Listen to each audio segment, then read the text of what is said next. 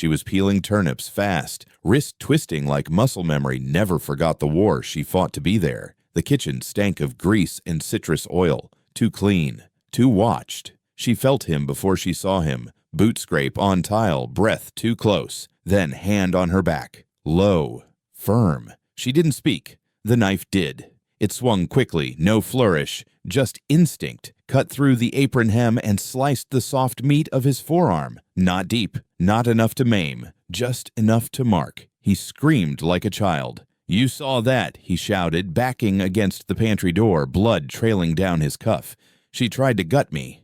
The other staff froze. None of them moved. One woman dropped a spoon into the stew pot. No one picked it up. She wiped the blade on her apron and set it down flat. "I told him not to touch me." "He didn't mean anything," the butler muttered, too low. He's just drunk again." "I told him not to touch me." The governor's son clutched his arm and sneered. "She's a wild one, isn't she?" he spat. "You let whores work your kitchen now." The room turned to ash. No one breathed. The fire behind the stovepipe popped once, then died to a hiss. He staggered toward the back stairs, hand pressed to the gash. "You're done here," he growled. "Pack your things." "You're done." She stood still. "Now," he shouted, "or I'll have the sheriff drag you out by your goddamn scalp." "You want me gone?" she said. "Say it sober." He didn't answer, just vanished up the stairs, dripping blood on the treads. They all waited. The cook took off her apron. I folded it slowly, laid it beside the knife. Her hands didn't shake. Her breath didn't waver. The headmaid whispered, "You want me to come with you?" "No. You can't go alone. I'm fine. They'll lie. Say you started it. Say you meant to." "I did mean to." She turned and walked out, through the back door, past the laundry lines. Her boots hit mud hard. The wind cut through the hedgerows. She didn't flinch. Outside the gate, the sheriff waited. Hat low, arms folded. "They said you sliced him." "I did." "They said he touched you." "He did." "Where's the lie then?" "There isn't one." The sheriff studied her. "Are you aiming to run?" "No." "Good." She glanced at the shotgun in his truck. "Are you going to use that?" "Don't need to. Not yet." He stepped forward, handed her a canvas sack. Inside was her pay, folded neatly. "Too neat. Don't come back," he said. "Not even to visit. I cooked for them for 4 years. You cut the governor's son. He bled just enough." The sheriff met her eyes. Something old passed between them. "He'll say worse things. He'll spread it. Let him." "You got anywhere to go?" "No." "You want to ride to the ridge?" "I'll walk." He watched her for a moment, then nodded. "Then walk straight. No stops." "Did I earn that?" "You earned more." She turned. I walked. Didn't look back. By sundown, her hands were cold. By night, her stomach ached. She passed the sawmill, past the ravine. Keep moving. At the edge of the valley, she stopped. I looked back once, saw the governor's windows lit like fire behind bone. She didn't cry, didn't shake, didn't curse the land that never softened. But under her breath, she whispered, "He touched me." Like if she said it again, maybe the earth would remember. Maybe the trees would grow sideways. Maybe a name would stick to the wind and cut back. She lit no fire that night. I ate no food, slept curled against her satchel in the cold clay of an abandoned foundation. By morning, she was gone. No one at the estate spoke her name. Not the maid, not the butler, not the son. But when the butcher came to deliver meat the next day, the cook's knife was still sitting on the prep table, still clean, still sharp, still pointed toward the stairs. She woke to a stillness so thick it felt like the air had stopped moving. The morning light broke through the cracked blinds, spilling across the wooden floor, but it didn't make the house feel warmer. The silence clung to the walls, heavy and sharp, like something waiting to snap. She stretched, the ache in her back from sleeping on the cold floor gnawing at her, but she didn't flinch. She'd gotten used to the discomfort, used to the emptiness. She didn't need much, just the basics. And the boots. The boots were there, right on the porch. They sat heavy with mud, caked and worn. Small, child-sized. One was tipped on its side, the other upright, like they'd been placed carefully. No marks in the mud, no trail leading up. Just boots, waiting for her to notice. She stood in the doorway, heart thudding in her chest, and squinted into the yard. The early mist clung to the trees like ghostly fingers.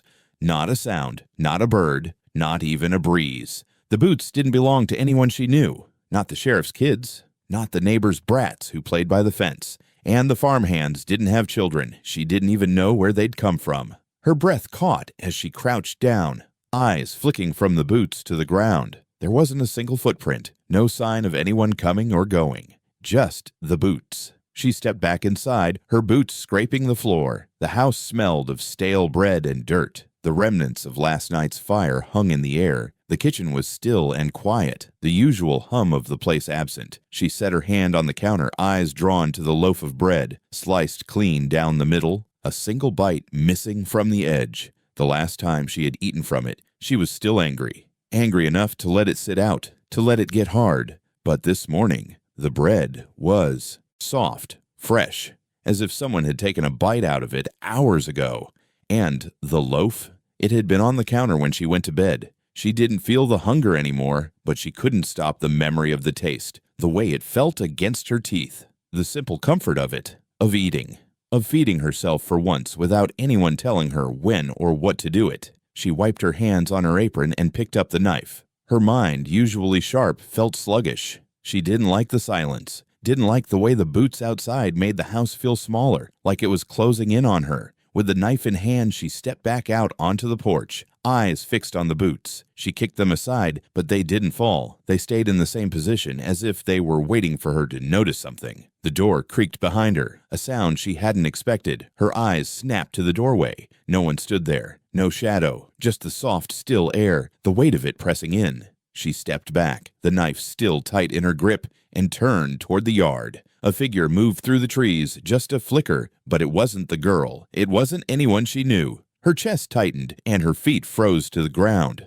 A laugh, too quick and sharp, cracked through the silence like glass. It came from the house. It didn't sound like hers. It wasn't even real. She shook her head. She had to get out. I had to get away from the house before something worse happened. But the boots stayed. And the bite out of the bread. She stepped back into the house, wiping her hands on the apron, the knife still held in front of her like a shield.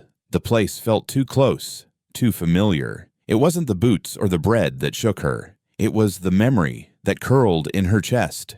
The girl, her whispering voice, her eyes full of something that didn't belong. The bread had been too soft. The boots had been too clean. The silence was too heavy. She couldn't shake the feeling that someone had been here, in the house, while she slept. And she didn't know what it meant, but she knew it was only the beginning. The house was awake now. The house had heard. And when the sun rose the next morning, she wouldn't be alone anymore. The morning air had a chill to it, enough to send a shiver through her bones. The fog still lingered in the fields, clinging to the wet ground, and the sun hadn't yet broken through. She'd been cleaning out the shed when she saw the movement. Just a flicker at first, too quick to be real. Her hand tightened on the shovel's handle, and her chest tightened in response. A shift, a rustle. She moved closer, boots crunching through the thin layer of frost that had formed overnight. The shed smelled of old hay, wet wood, and the faintest trace of something sweet, like apples gone bad. But it wasn't the scent that made her pause. It was the breathing, slow, labored. She rounded the corner, and there it was, a small figure, huddled in the corner, wrapped in a filthy grain sack. The sack, torn at the edges, was too large for the girl, but it clung to her thin frame like a shroud. Her eyes, wide and unblinking, stared straight at her. She didn't speak, didn't make a sound, just watched. The girl's skin was pale, almost translucent, with dirt streaked across her face and hands. Her hair, tangled and matted, was barely visible beneath the sack. Her ribs pressed against the fabric, sharp and unsettling. The air around her seemed to pull tight, suffocating the space. She stepped forward, the breath catching in her throat. "You shouldn't be here," she muttered, but the words felt wrong. The girl's presence felt wrong. The girl didn't flinch. She didn't blink, just kept her wide eyes trained on her like some animal trapped in a corner. The cook looked around the shed, but there was nothing. No sign of how the girl had gotten in, no trail leading up to the door. She'd been alone. She always was. She swallowed hard, trying to keep herself steady. Her hands, calloused from years of hard work, trembled ever so slightly as she crouched down, closer to the girl. "I ain't gonna hurt you," she said, her voice softer than she intended. It came out like a promise she wasn't sure she could keep. The girl blinked once, slowly. The only sound between them was the soft rasp of her breath. The silence stretched on. She reached out with a hand, unsure, but the girl didn't pull away. She didn't move at all. She glanced around the shed, then back at the girl. There were old cans of beans, a few crates of potatoes, and the last of the grain stacked neatly in the corner. The cook grabbed a loaf of stale bread, torn from the last batch she'd made days ago. She broke off a chunk and extended it toward the girl. "Are you hungry?" The girl's gaze flicked to the bread, then back to her face. No emotion, nothing. Just that cold, fixed stare. But when she didn't pull away, the cook lowered the bread closer. She watched the girl's hands twitch, fingers flexing like she might reach for it. Then slowly, the girl extended her hand, trembling, and took the bread from her. She didn't eat it right away, just held it there in her small, bony hands. The cook swallowed hard, taking in the sight of her. The girl was thin, too thin, and the way she held the bread, like it was the only thing left in the world.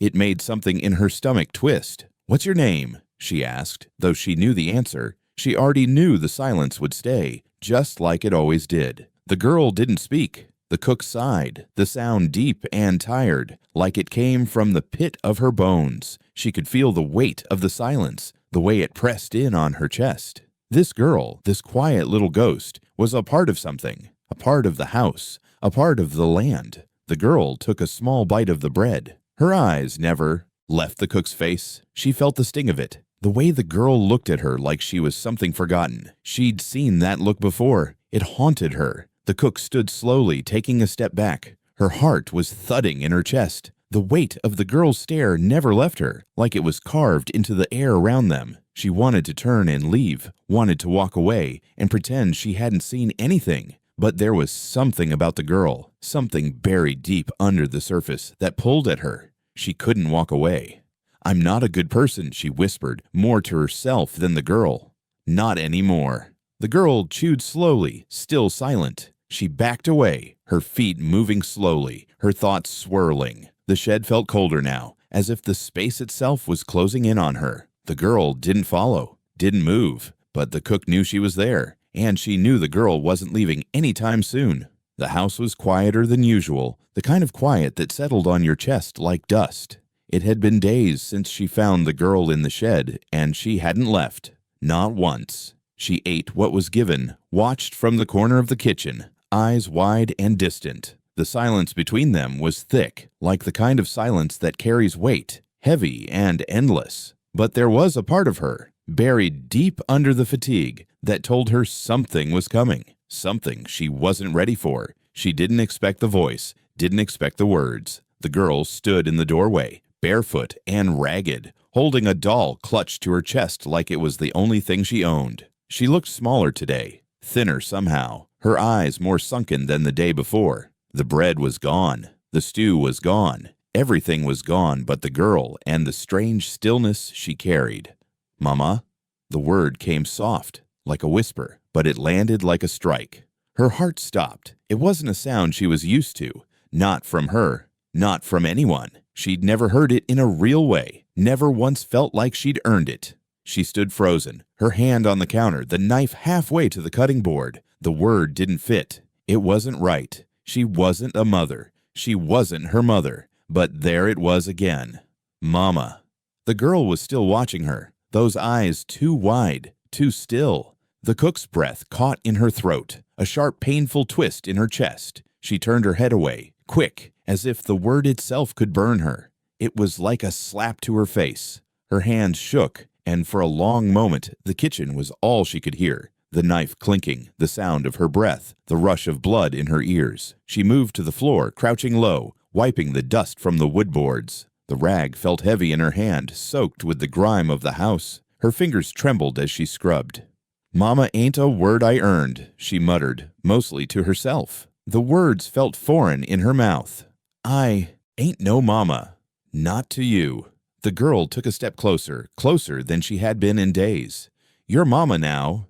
"No," she snapped, too sharp, too quick. Her chest tightened with a pang she couldn't explain. Her hands gripped the rag harder. Her skin felt too tight. She scrubbed harder, the rag wet and sticky beneath her palm. The girl didn't flinch. She just stood there, watching.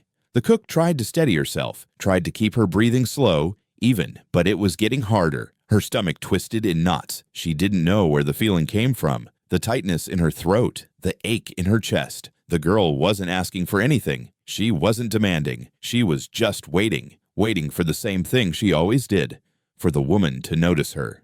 She swallowed, too hard, too fast. She couldn't do this. She wasn't ready for this. "I ain't never had a daughter," the cook said, her voice shaking. She didn't look up from the floor. "Not one worth loving." The girl stepped forward, placing the doll carefully on the floor beside the cook. She didn't say anything, just watched. Her small hands, covered in dirt, trembled. "I can't be who you think I am," the cook muttered, her voice barely audible. Her heart was pounding. "I'm not like them." The girl crouched beside her, still silent, her eyes too old for someone so small. "You're Mama now." The cook froze, the rag in her hands going still, and for the first time since the girl had arrived, she felt it, the weight of the silence that was too much to ignore. She could feel something inside her breaking, something she'd kept buried. She was never ready for this. She wasn't made for this. But the girl was here, and the word was in the air. The ache in her chest grew deeper, and she couldn't stop it. The cook turned her head slowly, eyes flicking over the girl's small, dirty face. The silence stretched between them, thick and suffocating. She opened her mouth, but no words came. The weight of the girl's eyes, the trust that hung in the air, was too much. She stood up suddenly, the rag slipping from her hands. "I'm not your mama," she said, her voice rough, unsteady. "I'm not anyone's mama." But the girl didn't respond. She just reached out, her tiny fingers brushing the cook's hand, and the moment was enough. The touch felt like a weight, like a shackle pulling her closer to something she didn't understand. The cook felt the lump in her throat, the ache that had been there for years, sitting in her chest like a stone. "I didn't want to be anyone's," the cook whispered, the words escaping her before she could stop them. "Not like this." The girl didn't let go. She just held on, her hand small and warm in the cook's rough palm. The room felt too small. The air is too thick. She couldn't breathe. I couldn't think. But the girl didn't leave. She stayed there, quiet, waiting. And for the first time in what felt like forever, the cook let herself feel the weight of the word, Mama. The wind picked up after sunset, carrying with it a chill that settled deep into the bones. She sat by the stove, watching the low flames flicker, and the silence in the house was thick. The girl had been quiet all day, tucked in the corner, holding the doll close like it was all she had. The hours dragged on like this, slow, quiet, and uncomfortable. Too many things left unsaid, too many things buried deep. She couldn't remember when the air had gotten so still, but then, just as she felt herself settle into the silence, it came. The low growl, not one, but several. She froze. It was distant at first, barely a whisper in the wind, then louder, closer. The hairs on her neck stood up. The dogs. She recognized the sound immediately. The governor's dogs. The ones that roamed the estate at night, their growls thick and menacing. She hadn't seen them in months, but she knew they were there. She glanced at the girl. The girl didn't move, didn't even blink. She sat staring at the wall, the doll held tight in her lap. The growling grew louder, closer. Something in the back of her mind warned her to lock the door, to check the windows. But her body didn't respond. It was like she was rooted to the floor. The dogs had a way of making her feel small, like prey. She'd seen them before, wild and feral, bred for the hunt. They had never shown mercy to anyone. Another growl, sharper this time. Her breath quickened. She stood up, moving slowly toward the door. The floor creaked under her boots, a sharp sound in the quiet night. She reached for the door frame, fingers brushing the old wood. Her heart thudded in her chest. The growling was close now. Too close. She leaned her ear against the door. The dogs were right outside. But there was something strange. They didn't bark. They never barked. They just waited, their growls deep and steady. Something in that sound, in the way they waited, made the hairs on the back of her neck stand up. She turned to the girl. "Stay here," she said, but it came out hoarse, weak. The girl didn't respond, didn't even look up. She moved toward the window, pulling the curtain back just a crack. Her breath caught in her throat. Outside, just beyond the porch, she saw them. 4 of them, their eyes glowing faintly in the darkness, their bodies long and lean. They didn't move, just stood there in the shadows, watching, waiting. She felt the weight of their gaze on her. They weren't just animals. They were tools, weapons, sent to intimidate, sent to break her. She turned away from the window, heart pounding. The growling didn't stop. It never stopped. She knew they were waiting for her to make a move, to step outside. The longer she stayed inside, the more they would press. They would circle. They would watch.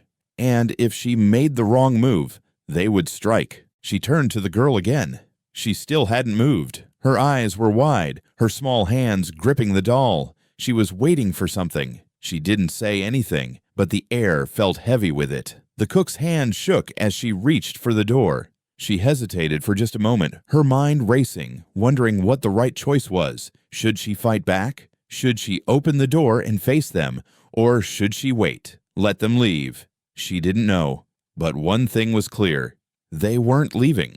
A sudden sound, the scrape of claws on wood, broke her thoughts. Something moved outside. One of the dogs had approached the door. She could feel it, its breath, hot and foul against the wood. The growl was louder now, right there on the other side. Her hand tightened on the doorknob, and then a low thud. A meaty chunk of something was tossed onto the porch. The scent hit her immediately. Meat, rotten. The smell of something decayed, something vile. Her stomach turned. They weren't just threatening her, they were tempting her, testing her. They wanted to see what she would do, what they could make her do. The girl didn't flinch. She didn't even look at the meat. She stayed seated, eyes still locked on the wall. She wanted to shout at the girl to move, to do something. But the girl wasn't her child. She wasn't hers to command. She wasn't anyone's. She was just there, a piece of this land like everything else. The growling outside stopped. It was so sudden, it made her breath catch. And then came a knock. One solid, sharp knock on the door. The sound echoed through the silence, and the air felt colder. She stood there, frozen, heart in her throat, listening to the quiet. No growls, no footsteps, just the sound of her own pulse. The knock came again, this time louder. The door rattled in its frame. The dogs were still out there, waiting, watching, but they had stopped growling. Now it was as if they were daring her to open the door, daring her to step out. She reached for the doorknob. Her fingers, still trembling, closed around it. But before she could turn it, the girl stood up. She moved toward the door, the doll still clutched tightly in her hands. No fear, just that same empty stare. The cook stepped back, her heart racing. The girl reached for the door. And the dogs. They waited. The morning was colder than usual. The stove had gone cold through the night, and when she woke, the house felt emptier than it had the night before. The girl hadn't moved, not since the dogs had come. She still sat in the corner, hugging the doll close like it was part of her, like it was all she had. The kitchen felt stiff with silence. The fire needed to be started again. She wasn't sure why she did it. The warmth wasn't necessary. The air in the house wasn't too cold, but the act of lighting the fire was routine. It was a way to fill the space, a way to keep herself from thinking too much about the things that had started to build in the pit of her stomach. She knelt in front of the stove, throwing a few dried logs into the firebox. Her fingers worked quickly, but her mind was elsewhere, already lost in the haze of the day before. The growling of the dog still echoed in the back of her thoughts, a low hum she couldn't shake. The match flared in the dim light, and she struck it against the side of the stove. It flared bright before flickering out. She lit another. The warmth of the flame began to spread, creeping up her wrist as she bent down to start the fire. As the logs caught, she reached into the ashpan, scraping the loose charcoal from the sides with the iron poker. The scrape of metal against metal was a sound she had come to expect in the quiet mornings. She shifted the ash, not thinking much of it, until something sharp caught her eye. A scrap of paper. It was wedged deep, half buried in the ashes. She pulled it free. A thin, brittle sheet of yellowed paper, frayed at the edges, stained with soot. She blinked, staring at the crumpled, charred edges. She unrolled it carefully, the crackling sound of old parchment filling the air as she smoothed it flat against her hand. Her name was scrawled on the top in sharp, jagged handwriting. She froze. Her name, written like a curse. She turned the letter over, her stomach tightening. The ink was old, but the words were clear. I have made a mistake, and so will you. There are things in this house that you don't understand, things that aren't meant to be understood. You will see them soon enough, but when you do, it will be too late. The words seemed to hang in the air like a breath she didn't want to exhale. Her fingers trembled as she gripped the paper, her mouth dry. The handwriting. It wasn't her own, but it looked familiar. It felt familiar. Before she could think any longer, another scrap caught her eye. She reached for it. Another letter. It had been shoved in behind the first one, stuck in the very corner of the ashpan. She pulled it free with a sharp tug, and as she opened it, her breath caught in her chest. The letter was old, yellowed, and brittle, and the handwriting was loopy. Too careful, too practiced, but it was the signature at the bottom that made her stomach churn. It was the name of a man who had been hanged 10 years ago. She didn't need to read the rest of the letter. She didn't want to. She already knew who had written it. The letter was signed in the same ink as the first. She felt her heart thud in her chest. She hadn't seen his name in years. She hadn't heard anyone speak it in even longer. The letter in her hands crinkled as she turned it over. It was dated just before the man had been found guilty of murder. The last days of his life. The girl moved across the room, silent as always, her small steps soft against the floor. She stopped next to the cook, watching her. The cook didn't look up. She couldn't. Her hands shook too. Much. The name written on the letter. It was the same as the man who had left nothing but a pile of ashes in the fireplace all those years ago. He had been executed for crimes he never confessed to, for a crime that no one understood. And now, his name was on her stove, in her house. The fire crackled behind her, the heat of it starting to fill the room. She dropped the letter onto the table and pushed the papers aside. Her chest was tight, like she couldn't breathe, like the room itself was pushing against her. She turned to the girl, who still stood silently by the stove. The girl wasn't looking at the papers. She wasn't looking at anything. Her eyes were distant, empty, like she was waiting for something. "Mama," the girl said quietly, her voice like a ghost. "He's watching." The cook felt a chill run down her spine. "What are you talking about?" she whispered, but her voice sounded far away, like it wasn't her own. The girl didn't answer. She just stood there, eyes wide and unblinking, staring at the door. The silence grew, and the cook felt the weight of it press down on her. She turned her head slowly, not wanting to know, but knowing she had to look. The door. It was cracked open, just a sliver. The wind outside howled, and the shadows in the room grew longer. The house felt too small. The fire in the stove crackled, and for the briefest moment, she could have sworn she heard something breathing behind her. But when she turned, there was nothing. Nothing but the girl and the letters, and the weight of a name that had never really left. The nights had grown longer, colder. The house settled with the sound of the wind, the creak of the floorboards, and the soft rhythmic hum from the corner of the room. Every night, the girl sat in the same place, knees pulled to her chest, her doll still clutched tight in her hands. Her wide, unblinking eyes stared at the wall, fixed and distant. It was as though she was looking through it, seeing something far beyond the peeling paint and chipped wood, and the humming. The soft, haunting tune that never stopped. It filled the house, swirled around the cook like smoke, wrapping her in a chill she couldn't shake. It wasn't a song she knew, not one she'd heard before. It was a melody lost, forgotten, but something about it made her skin crawl. She didn't know why the girl did it. Why did she sit there night after night, humming like she was alone in the world? There was something in the sound of it, something that felt wrong, out of place. But the girl never spoke. She never moved. Just hummed, like a ghost lost in time. The cook had tried to ask her once, her voice trembling as she stood in the doorway. "Why do you do that?" she'd asked. The girl didn't answer. She never did.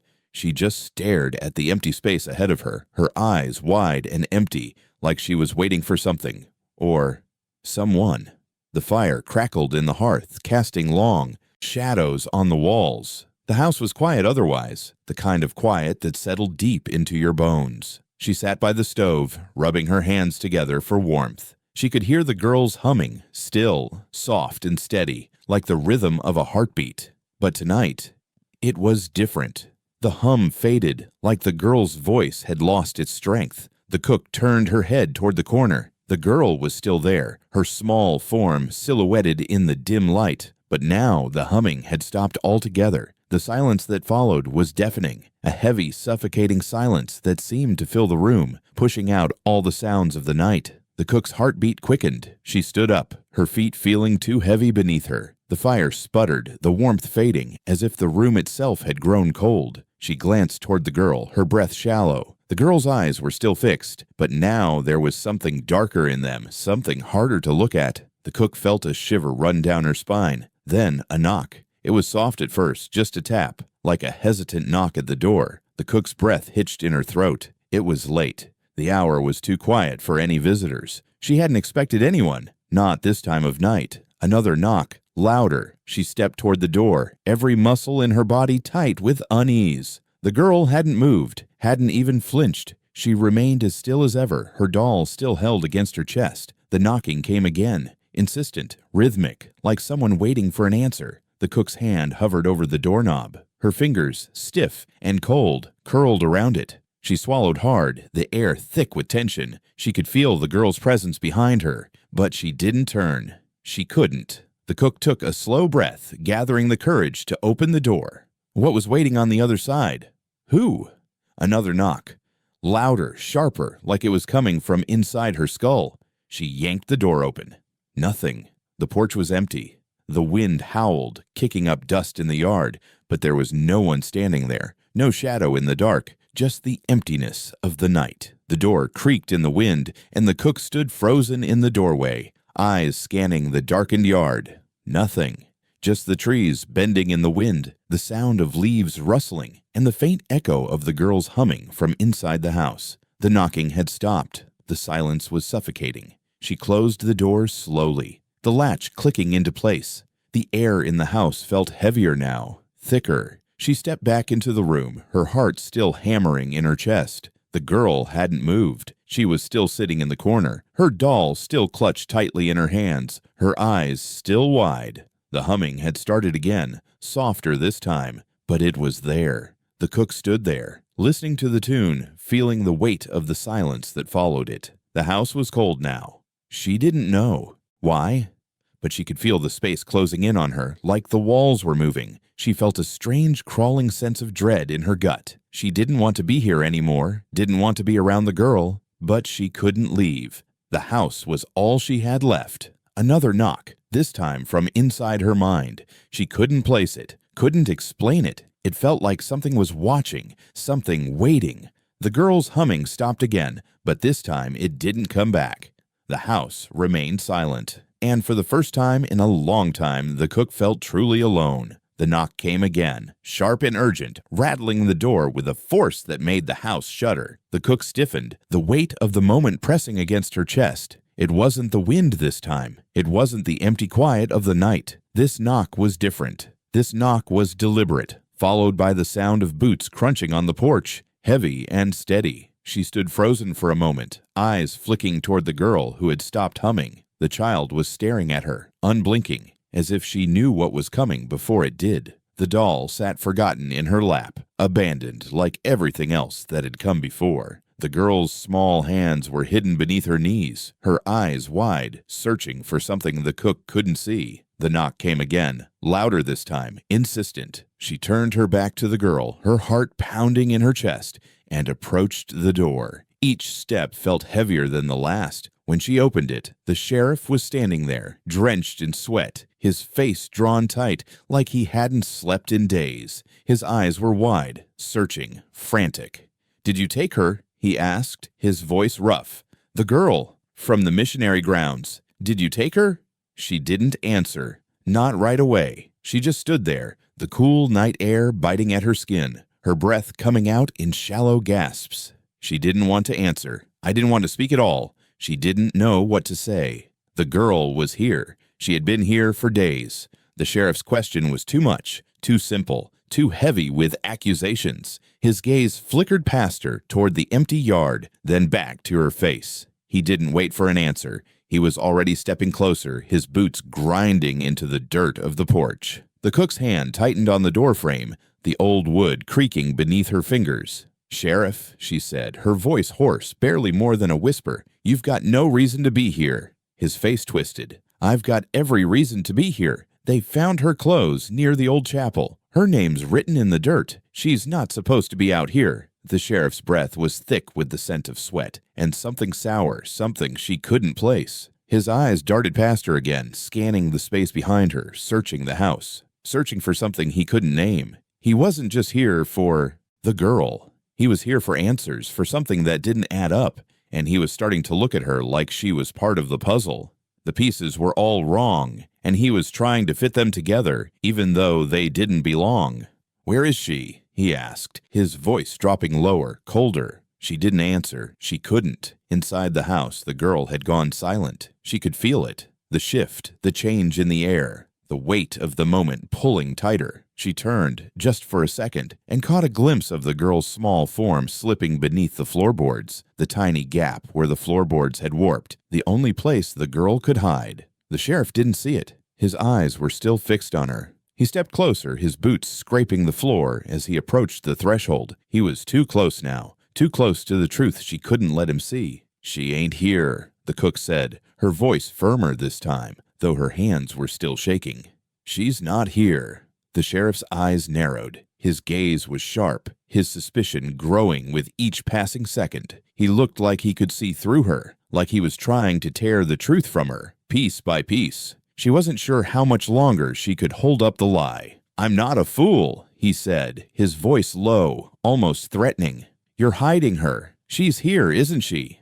The air in the house thickened, the silence between them stretched, taut and fragile. She felt her chest tightening, her breath shallow. The weight of the sheriff's gaze burned into her, but she couldn't look away, couldn't speak. A creak from the floorboards, barely audible, sliced through the tension. The sheriff heard it too. His eyes snapped to the corner of the room, where the girl had disappeared beneath the floor. The tension in the air thickened, and he took a step forward, his boots thudding heavy against the floor. "Where is she?" he asked again, this time softer but no less insistent. The cook couldn't move.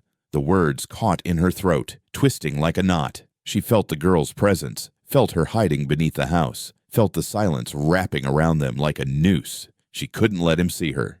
Not like this. Not after everything. The sheriff took another step forward, closer to the door frame, and she stepped in his way, blocking his path. "She's not here," she said again, the words thick in her mouth, a lie she was desperate to hold on to. But then, before she could say anything else, the floor creaked again. The girl's head peeked out from beneath the floorboards, eyes wide, and for the first time in days, she spoke. "Mama."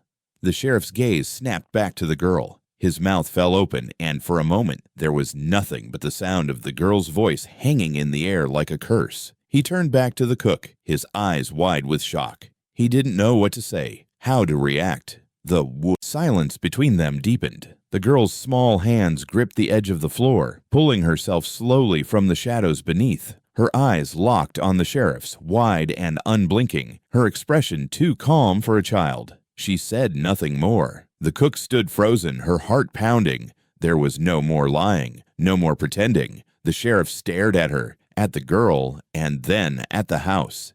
And, for the first time, he saw everything for what it was. The day felt too heavy, the air thick with an unease that wouldn't leave. She had started the morning tending to the small garden behind the woodshed, pulling weeds that had crept in overnight. The earth smelled rich, familiar, a relief from the tension that had gripped her since the sheriff's visit. It was the kind of morning that should have been normal, should have felt like any other, but it didn't. The girl had been quieter than usual, sitting in her corner with the doll, her eyes fixed on the window, her gaze never wavering. The silence between them had stretched too long, too thick, and the longer the girl sat there, the more the house seemed to close in on her.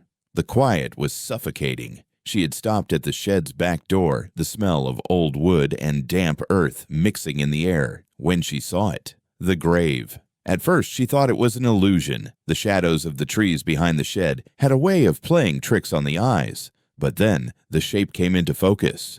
The small, weathered cross jutting out of the earth, barely visible in the shadows. It was simple, crude, just a wooden marker no more than a few inches high. Her heart stopped in her chest. She didn't want to go closer, but her feet were already moving before she could stop them. With each step, the unease grew. She knelt down at the grave, her fingers brushing the edge of the cross. The wood was rough under her touch. the grain uneven, like it had been hastily carved by someone who had no time to finish. Her breath caught in her throat when she saw the name etched into the wood. Not her birth name, the name only her mother had ever used. She couldn't breathe. She couldn't move. The name was there, carved deep into the wood, like it had been waiting for her, waiting for this moment. She stumbled backward, the world around her spinning. She could feel the weight of the earth beneath her feet, the ground heavy with memories she hadn't asked for. She didn't want to remember, didn't want to know why her mother had used that name. But it was there, unmistakable, unyielding, like a brand. Her mother's name for her, her real name, the name she had hidden from everyone else, the name she had given her in secret, the name she had whispered when she was a child, and when she had grown older, when she had thought it was safer to forget. The grave wasn't just a grave, it was a marker of something that had been buried, something she had left behind. She didn't want to think about it, didn't want to know what it meant, but the more she tried to ignore it, the more the weight of it pressed down on her chest, suffocating her. She stood up, her legs shaking. She glanced back toward the house, but it felt too far, too cold. The door seemed too distant, like it was closing in on her, trapping her in a space she didn't belong. She couldn't go back there, not yet. Her mind was racing, and yet the grave seemed to call her, pull her back. She knew it wasn't just a place for the dead. It was for her. It was always meant for her. The sound of footsteps behind her made her freeze. She didn't turn around. I didn't need to. She knew who it was. The girl had followed her outside, standing silently at the edge of the yard watching. Her eyes were still wide, still unblinking. The doll was clutched tight in her arms, its faded face a ghost of something long forgotten. The girl didn't speak. She just stood there. Her presence felt more than seen, a shadow in the corner of the world. I didn't bury anyone, the cook said, her voice trembling. I didn't do this. The girl didn't answer. She turned, slowly, her feet dragging through the dirt. She wanted to forget. She wanted to leave the grave behind, leave the name behind, leave everything behind, but it wouldn't let her. The grave was there, and the name was carved into her soul, a mark that would never fade. The girl took a step closer, her small feet silent in the grass. It's yours, she said, her voice soft but certain. The cook shook her head, the words caught in her throat. She couldn't speak.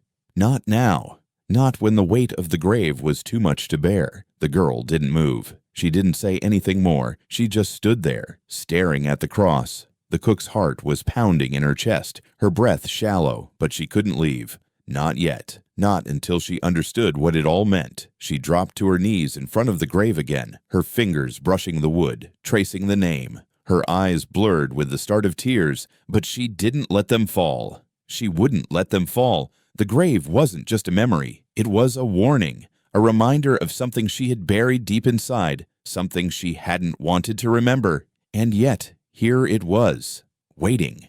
The girl stood behind her, still silent, still watching, but she didn't need to say anything more. The grave had already told its story, and the name carved into the wood was the final chapter. She hadn't planned on it, but the basket in her hands felt like the only thing that could bridge the silence. The days had stretched on, heavy and taut, the weight of what she knew pressing against her chest. The girl hadn't spoken much since the grave, hadn't looked at her the same way either, but the house felt still, empty. The hum of the stove and the scent of bread were the only things that filled the silence now. She didn't know what she was doing anymore. She didn't know why she was still here, but the basket felt right in her hands. It wasn't for money. The money didn't matter. Not now. She gathered what she had: fresh bread, a cut of the last of the meat, a jar of preserves she had made.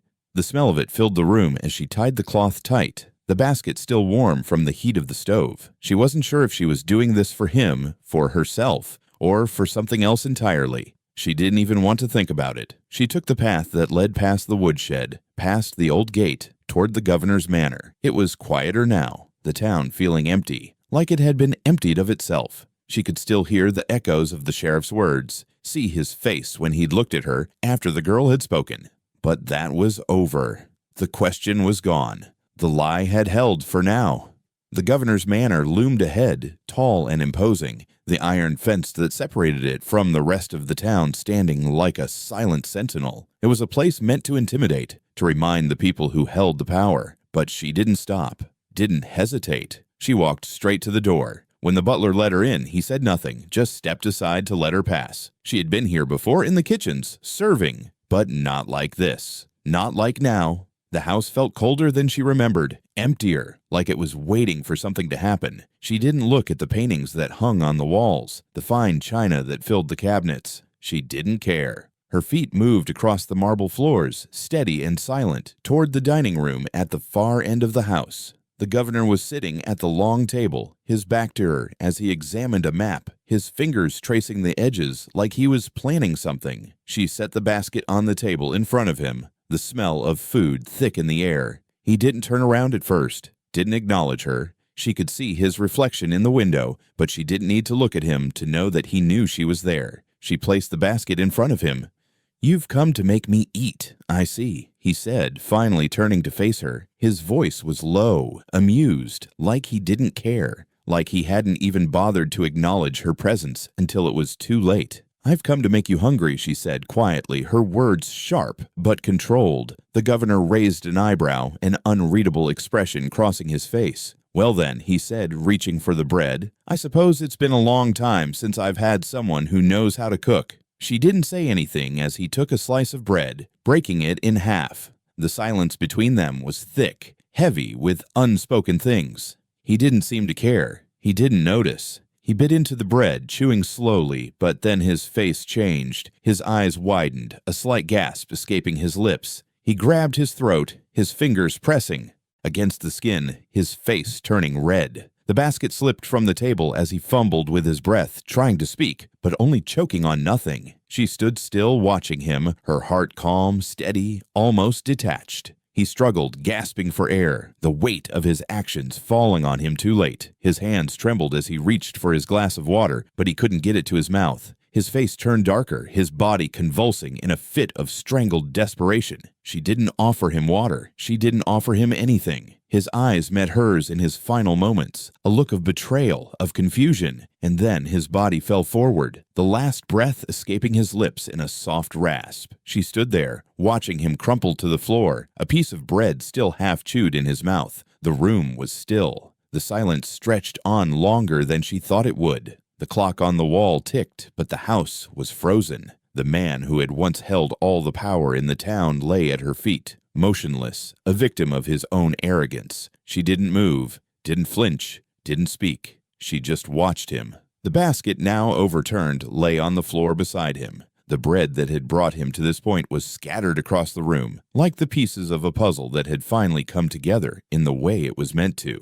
When the door opened behind her, she didn't look back. The butler stood in the doorway, his face pale, his mouth open in shock. What happened?" He stammered, but she didn't answer him. She stepped away from the body, her eyes still locked on the man who had once ruled this house. "He ate," she said, her voice low, empty. "And now he's done."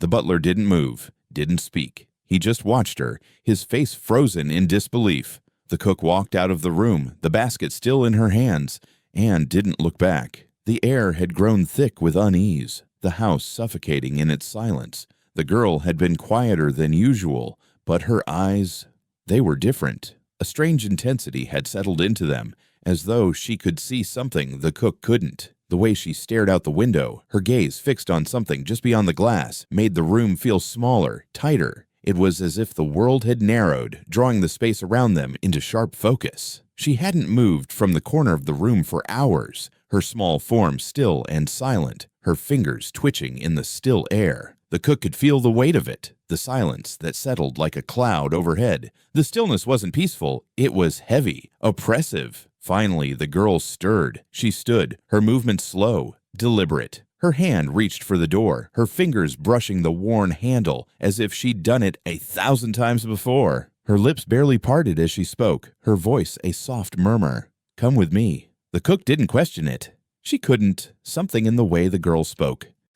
That quiet, unyielding certainty made her feet move, as if they were guided by something stronger than her own will. She followed without a word, the weight of the silence pressing in on her. They stepped outside, and the cool evening air cut through the stillness, the wind carrying the scent of damp earth. The girl walked ahead of her, moving with purpose, her small feet barely making a sound on the soft dirt path. The cook's boots sank into the earth, each step heavy, like they were pulling her down into the very soil of the land. The path led them toward the old well, the one that had been abandoned long ago, surrounded by overgrown weeds and forgotten memories. It had always been there, a relic of the past, silent and uninviting. But today, it felt different. Today, the well called to them, its pull undeniable. The girl stopped in front of it, her gaze fixed on the darkness below. The cook stood beside her, feeling the cold breath of the well, the air thick with something ancient, something wrong.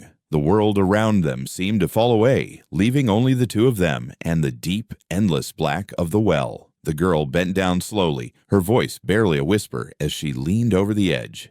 "The well whispers," she said, her tone soft, as if she were speaking to the darkness itself. The cook's heart thudded in her chest. She leaned closer, her breath catching in her throat. But there was nothing. No sound, no whisper, just the emptiness that always followed the girl's strange words. She straightened, her hand tightening on the edge of the well, feeling the chill of the stone against her palm. But the girl didn't stop. She didn't look at her. She didn't move. She just stood there, her face pale in the dim light, her lips pressed together, eyes locked on the dark below.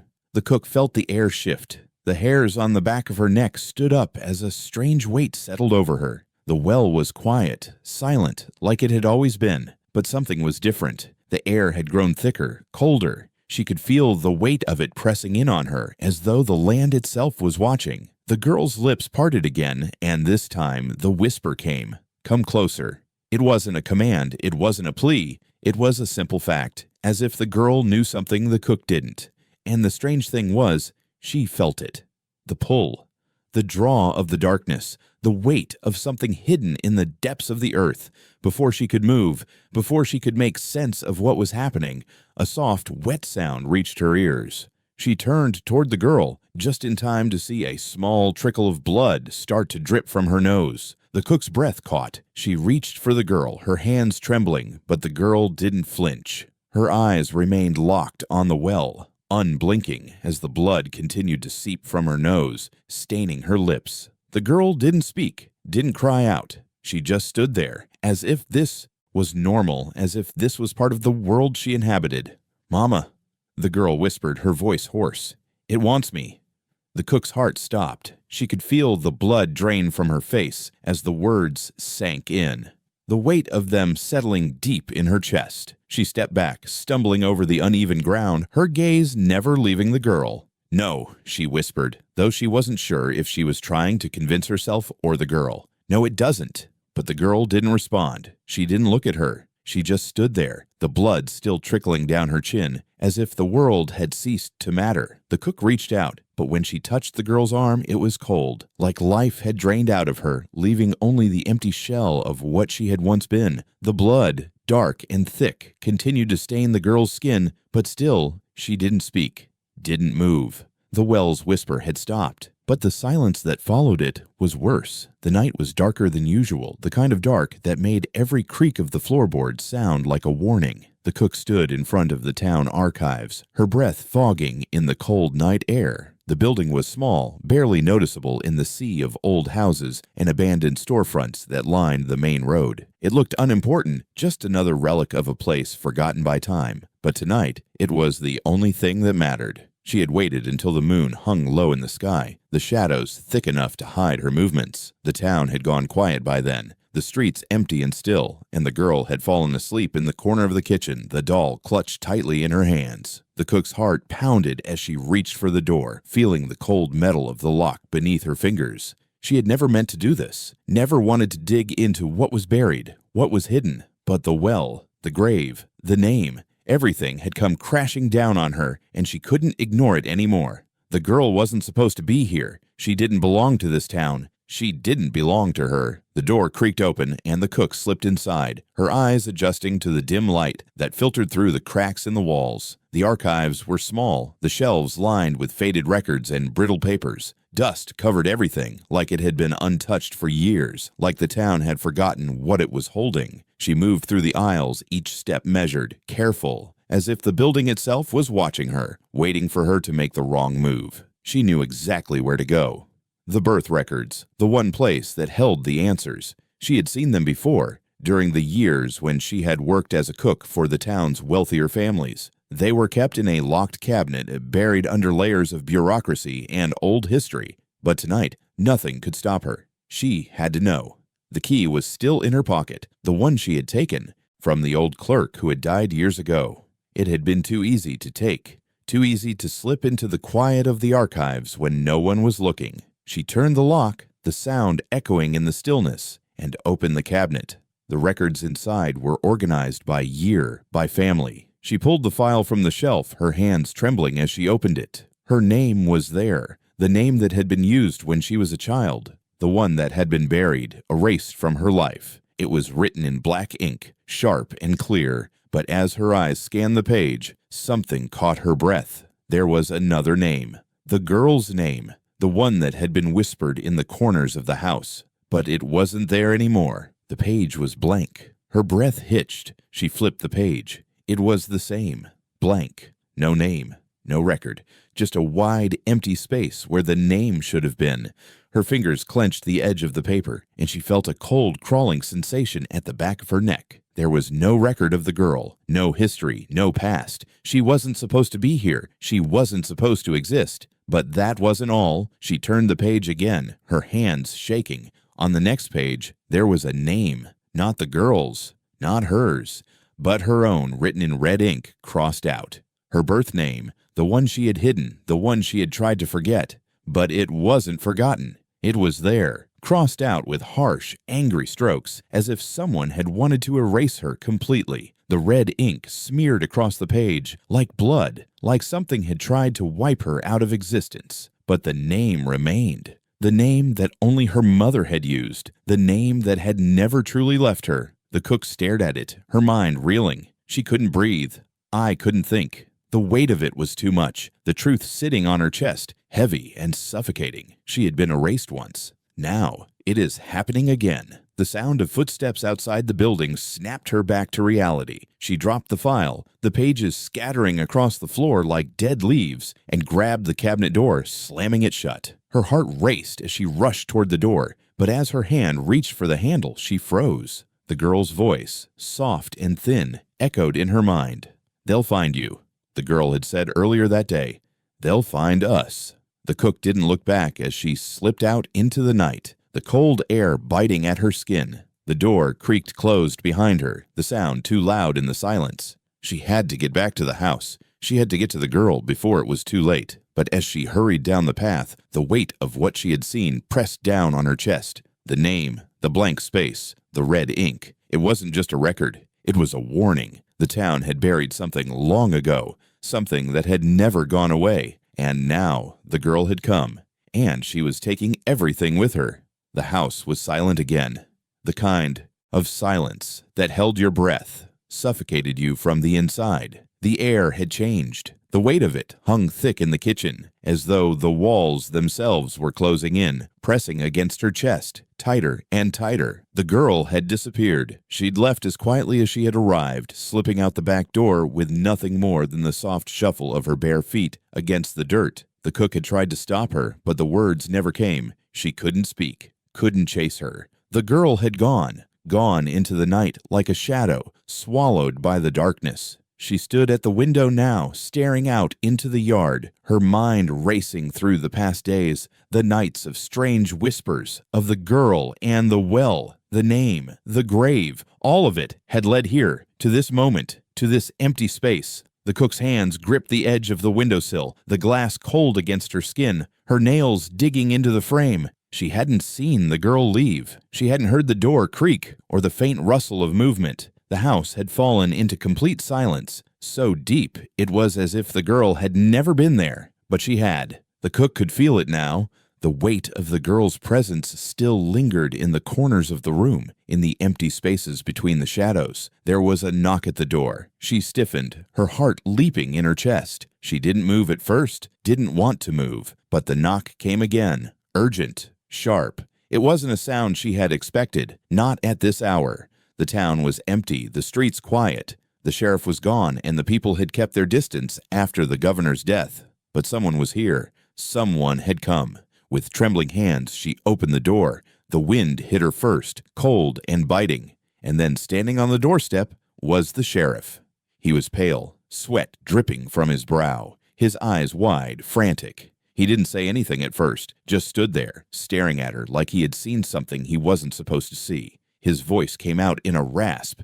"It's her, the girl. She's gone. She's in the well." The cook froze, her body stiffening, her throat closing as the words hit her like a physical blow. The well. The same well the girl had whispered to. The one that had been a constant shadow in the house. The one that had never stopped calling. I can't go back there," the sheriff muttered, eyes darting toward the path that led to the woodshed, toward the well. "I can't. She's calling for something. I don't know what it is." The cook didn't respond. She couldn't. Her thoughts were tangled, the images of the past days flashing through her mind, memories of the girl and her strange, silent presence. She could feel it. Something was pulling her toward the well, pulling her toward the truth that had been buried for so long. The sheriff's voice shook, snapping her back to reality. She's not just a child. She's something else, something that's been waiting." The cook turned toward the door, her feet moving on their own. She didn't say anything, didn't ask questions. She didn't need to. She knew what had to be done. The well had been calling, waiting for her, for the girl. She stepped outside, the chill of the night air biting at her skin. The path was still, quiet, but there was an undeniable pull in the air. It was heavier now, as if the earth itself was holding its breath. The sheriff followed her, but he didn't speak. He couldn't. The weight of the moment hung over them both, pressing down with the knowledge of what they were walking into. The well stood ahead, looming in the darkness, the old stones covered in ivy and moss. It was silent now, no whispering, no voices, but the air around it felt thick, suffocating. As they reached the edge, the cook stepped forward, her heart racing in her chest. She reached out, fingers brushing the rough stone, feeling the weight of something ancient, something dark, embedded deep within it. She didn't know what she was looking for, but she could feel it. The truth. It was buried there, deep in the earth. Then, a sound, a whisper, the girl's voice, faint but clear, like a memory from the past. "You were never meant to forget me." The cook's breath caught in her throat. The ground beneath her feet trembled just for a moment, like the earth itself was moving. Without thinking, she dropped to her knees beside the well, her hands trembling as she reached for the stone. She whispered, her voice barely audible, "You're not here. You're not real." But the whisper came again, louder this time, and the earth shook beneath her, pulling at her soul. "I've always been here." The cook's eyes widened. The world around her seemed to darken, the air thickening, as if something was rising from the depths of the well, something that had been waiting for years. She couldn't stop it. She couldn't turn away. And then, a sudden pull. Her body was yanked toward the well, the darkness swallowing her, pulling her down into the depths. The sheriff reached for her, but it was too late. The well spat back, and everything went dark.